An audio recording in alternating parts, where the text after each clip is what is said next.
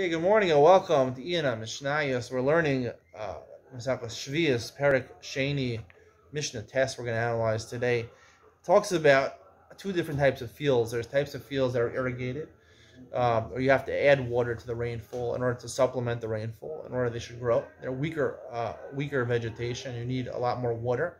And there are some fruits and vegetables that the mere rainfall is enough for them to thrive. So there's difference between them in Hilchos Shemitah. For example, right, if you irrigate and you let the rain fall, or you let the rain fall as normal until Shemitah, and you didn't, or Machmer for the Tosefes Shemitah, we were learning that up until now, the first two proclamations of dealt with Tosefes Shemitah, everyone agrees the water will remain from the irrigation, or even from the rainfall, will remain in the ground. Whatever type of fruit or vegetable it is, it will cause, the water will obviously cause it to grow during Shemitah, and it's going to be Perish Shemitah, and it's going to be Aser. To benefit from our Shemitah, you have to treat it with Kedusha Shemitah.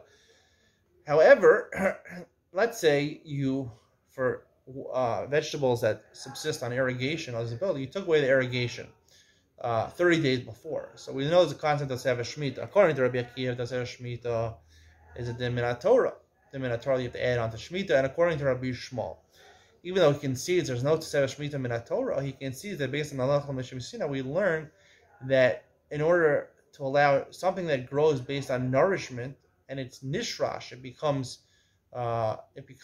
rooted in the ground during Shemitah, it would also be Tosefes Shemitah would also apply. So here also this Mishnah includes the opinion of the Chachamim. The Chachamim make a mention at the end of the Mishnah. So the Chachamim is really the halacha lamaisa, which is like Rabbi Shmuel. We hold like Rabbi Shmuel, Gamliel Beis Dino Pasku Rabbi Shmuel, that even the Tosefes Shemitah doesn't really apply.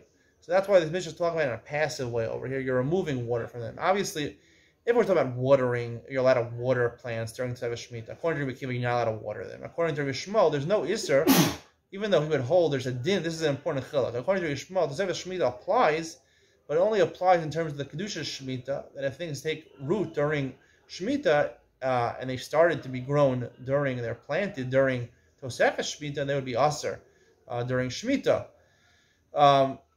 In terms of actual watering something during Tosefes Shemitah, it really wouldn't be a problem according to Rabbi Shmuel, probably. According to Rabbi Akiva, it would be a problem because Tosefes Shemitah is an issur to work. It's an extension, just like the whole 7th year. Also, going into the 7th year and coming out of the 8th year of the 7th year into the 8th year, Shemitah would extend itself. So therefore, you can't do malachos, d'oraisas, that would be asher midoraisa and Shemitah. You couldn't do that during Tosefes Shemitah. Also, according to Rabbi Akiva.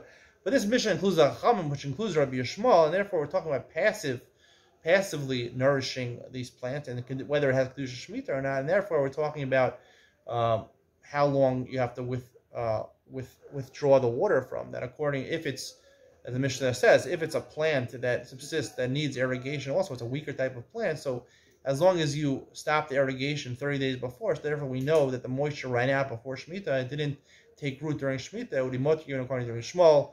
And if it's a stronger plant that only needs rainfall, so therefore you have to take away the rainfall. You have to remove the water protected from the rain that comes on it 3 or 2 months before.